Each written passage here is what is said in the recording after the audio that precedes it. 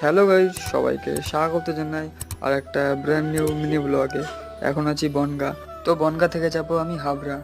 তো শিয়ালদা যাওয়ার ট্রেনে উঠে পড়লাম শর্টকাটে। তারপরে বনগাঁ থেকে ট্রেনটা ছেড়ে দিয়েছে শিয়ালদার উদ্দেশ্যে।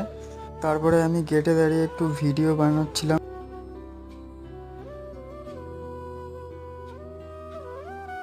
তারপরে গেটে দাঁড়িয়ে ভিডিও করতে করতে দেখি ট্রেনটা 550 স্পিডে হাবড়াতে পৌঁছে গেল। তারপরে আমি ট্রেন থেকে নেমে স্টেশন থেকে হেঁটে হেঁটে যাচ্ছি।